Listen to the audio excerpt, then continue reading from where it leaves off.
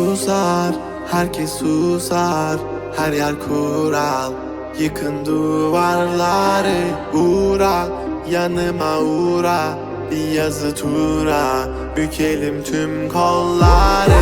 Koy koy yeni bir kat, onu da geçeyim iyi bir fark. Zoruna gidenin dili kurak, kapalı kapıya çeneni tak. Boş ver geri topla, verdiğin değerin dili olsa. Kalbimi vurmuş gidiyorsan, acı diliyorsan ve de biliyorsan. Kızgın güllerin üstüne düşmüş dolunayım ben.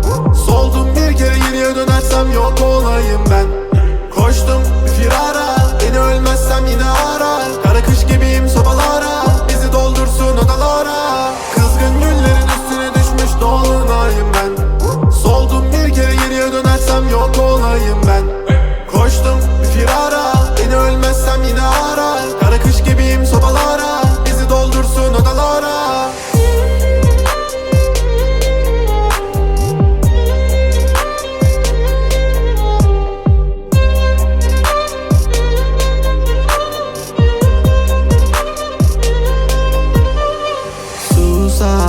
Herkes susar, her yer kural.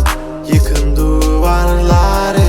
Uğra, yanıma uğra, bir yazı tura. Bükelim tüm kolları. Normale döneceğim, hayatım versin istediğimi. Zorlama düşerim, şeytan duymasın dinlediğimi. Koy baba gitsin furravan, zorlama kadere trip atma.